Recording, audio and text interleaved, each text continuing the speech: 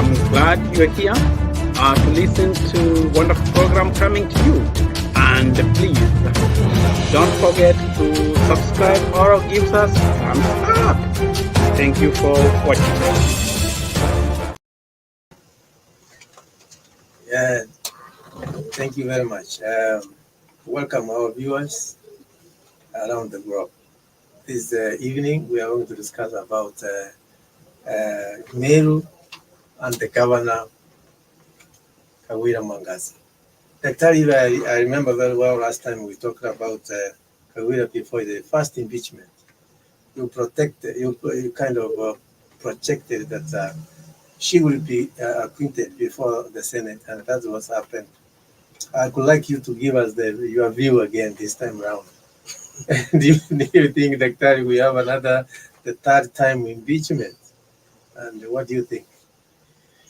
Well, you never know with the hearts of men, but thank you very much for the discussion on the question.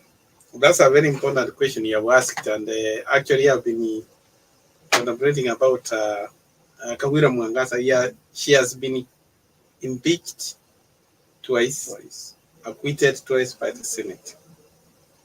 Quite interesting, and it behoves that what do we really look at the county governance? I know the first time I told you that this was more of local sentiments. Politics. And I know clearly I had gone through the impeachment articles and I said that they were not valid. They didn't have a ground. When you look at the history of Meru, the history of Meru mirrors much about the history of the Kisi people. There is patriarchy. If you look at some of those allegations which were leveled. This time around, the Senate really wanted to remove Kawira from office. They were determined. They were determined, and that's why they did not go the committee way. They went to the panel way. And mostly part of it, there was a lot of politics. The people, the UDA government, the Kenya Kwanza government, wanted Kawira Mwangaza out. Maybe they go, I don't know. Anyway, they couldn't go for an election. The deputy governor could have taken over. Remember, if I have to give you the history, Kawira Mwangaza won the election as an independent candidate. And she was running with two very strong candidates who were men. Kawira was running with the incumbent Kirauti Murungi, Who is very, very strong. who is very popular. And then there was Mintika Rinturi, who was running on a UDA ticket. UDA had a wave in Meru. That's where the MCS, a majority of MCS are from UDA. And yet, this outsider, Kawira Mwangaza, wins the election. But it's not like he won a landslide. Mitika Rinturi at 183,000 votes. Kirauti Murungi at 110, and yet he was in Azimio. That is still a very popular person to get 110,000 when he was running against the UDA wave in the mountain that time. Then Kawira Mwangaza won with 209,000 votes. That one you should see the chinks there. So these men who are outside, they are fighting her. The reason why I'm telling you, recently, when they were planting trees,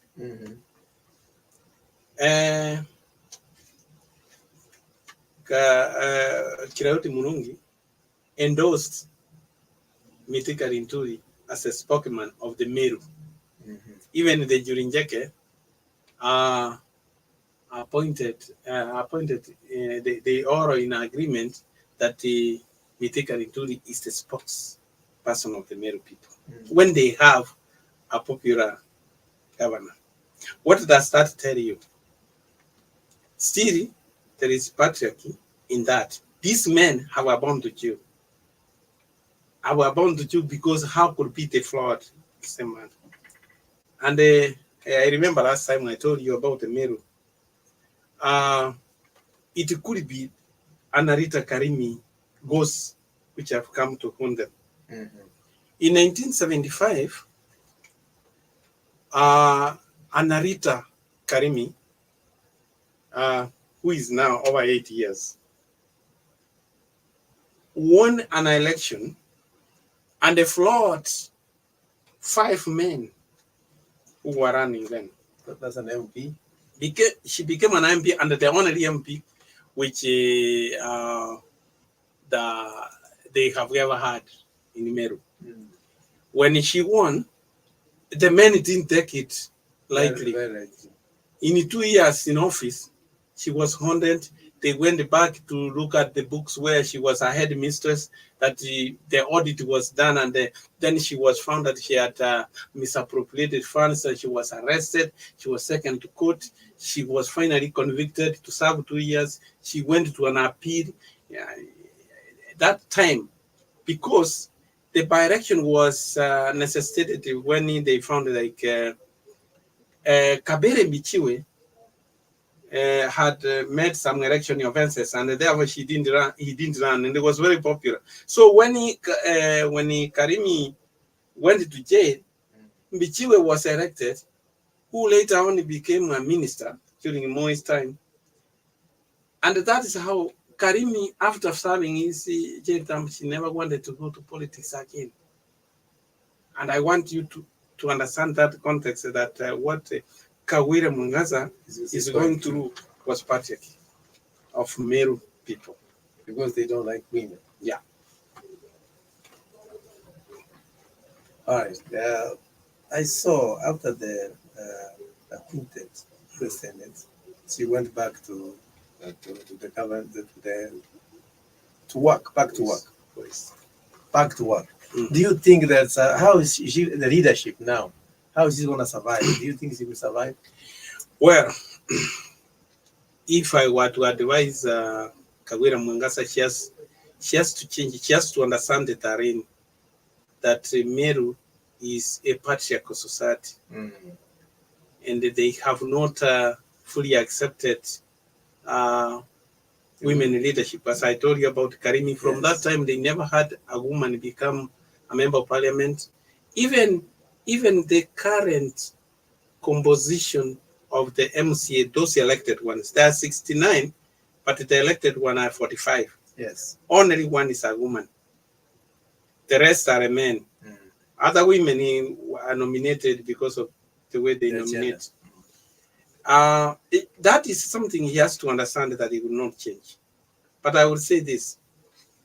Yes, she has to provide leadership. The first thing I could have, if I was to advise her, the way she went back celebrating her coming to Meru, she could have sneaked slowly and go to office. That celebration, see, that is beating men below the belt. She needs, and I remember when we discussed it last time, I told you, if Mwangaza would understand that, she would need to be a woman. She would need to understand that she is a Meru woman. She has to appear to be submissive. You know, when you want to rule, it does not mean you have to appear cocky. She seems to be fighting her enemies. She knows that, and he wants head on. No. She needs to be a mother. She needs to be called Mama County. To earn that respect, you can earn respect. You know, if you fight a man a man will feel humiliated and they will fight you. Yes. But if a man is trying to fight you and you retreat as a woman, a man will stop. So I will, if she wants it, she needs to sit down with the MCS. She needs to listen to them. You know, you don't make an apology like she was making that. I ask for an apology. I want to apologize if I ever wronged you. You know, you understand that language? Yeah, that's not an apology. No, if he needs to go like the court mass. He has even to go to Kawira Murungi because Kawira Murungi has his own followers. But if he can go alone, I mean, he can do a private meeting with the Kawira Murungi. I think at Inturi. The MCS, you have to meet them separate. So I think he can unite to succeed. You know, she's going with the backing of the. You know, she's popular in the ground. Mm. But then if she has to win, actually 3/4 of one means to her side if she has to. Just to get the second term. Yeah. The other factor that I want to ask you is about the women. I saw some supporters coming out and say, you know, Kawira, she's part of us, but she doesn't care about us. Do you think that will also increase Yeah. to lose the second term? Just see this. If you despise a man is someone's husband. Mm. A man is someone's father. Yes. Do you expect even those women will respect you? And they will start losing.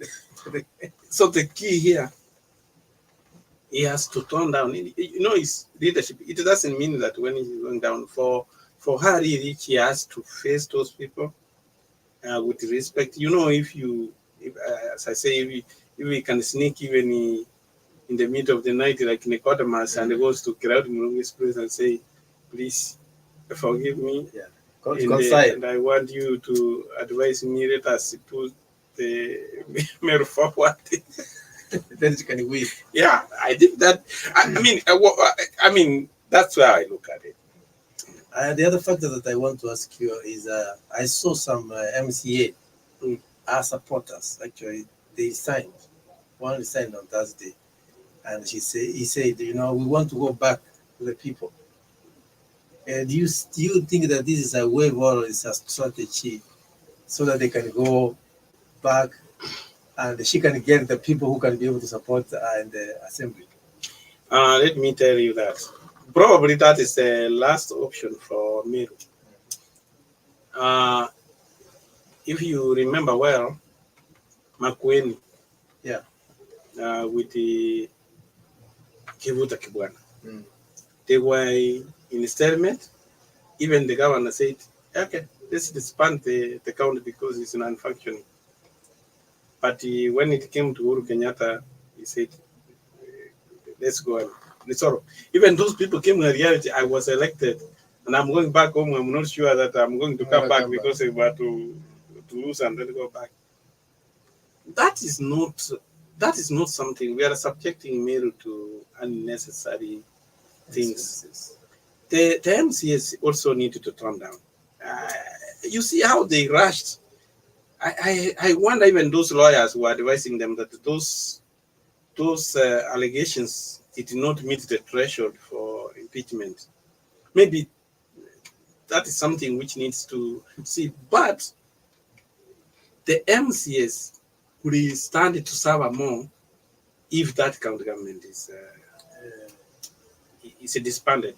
It's better they come down, put their differences aside. As I say, it takes two to tango.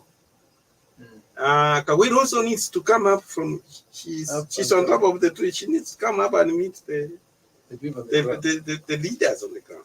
Because how does she expect them to pass the budget and other things? Because sincerely, you cannot function without your. This is what she's seeing coming, that it is very hard for her to handle the MCAs, because anything she brings in the house, it's not working. And here she thinks that she's very popular. I mean, simply you cannot do with executive orders because things have to go to assembly. Yeah. And actually, if it is not going to work for the sake of the people of Meru, it's better for them to disband at the Meru County and they go back to the drawing board. But really, everything would be on Kawira, how she could handle she has still an opportunity to handle the people of Meru. So, Daktari, if you can ask you this question. Mm. Do you think that if she can tone down, calm down and reconcile with this leadership, we are expecting another impeachment, the third impeachment? It is not even an impeachment. I think the MCS, if they will curtail, and I think this is what they are trying to do. They are trying to impeach those ministers and the chief officers. Mm-hmm. Remember, he has no even all of the ministers have not. He doesn't have full ministers, so he's running on a very bad tie line in the county. So your advice is that let her go back, reconcile, and change the leadership style. She will need to change, but also I would appeal to Meru men. Let them turn down. And I want to see Muburi, one of the members of parliament. I would want you to see this clip for a minute. What she.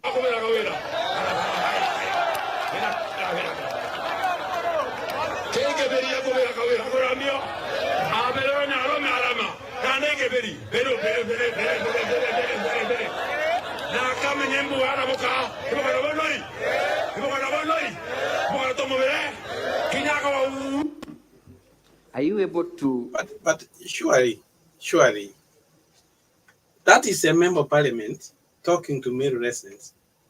That this woman, as later go and sleep with her husband and they get a child. In 9 months we're waiting, and if we will not get a child, I will insert this stick. It is obscene talking in public. Don't you think that is really fair? And I think that is what the Senate saw. Even the members of the Senate who wanted to remove, they said no. There is seriously something wrong in the Meru people. They want to honor, like what I told you about the Anarita Karimi situation. First of all, I think Daktari, as you have said, these guys they look very bitter. Yeah, very bitter, and they think that she is not even worthy to be a governor. Yeah. I mean, they also need to turn down because no matter, everybody has everybody has a history. Yeah. Why does it have to come? Why do they have to remind her that she divorced the first husband and what? Who cares about that? Who cares? Who really cares? Do you think? Okay, so I think Daktari, you have given us the background, and do you think these opponents, her opponent will come up with another style?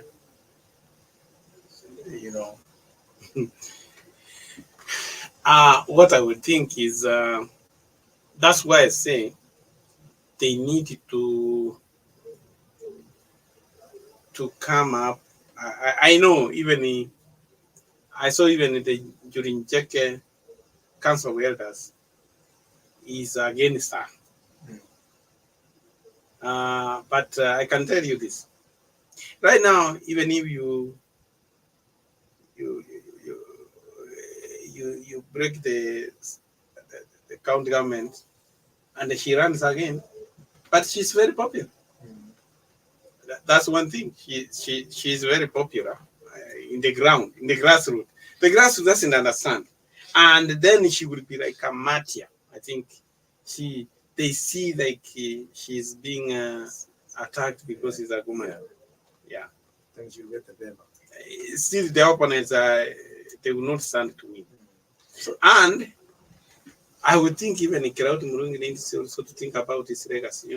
He has been a champion of liberation up to this time, he might end up denting his legacy. He needs to do that, to tone down. What are the lessons that other counties can learn from this, or what's been happening in Meru? Yeah, that's a very good question you asked.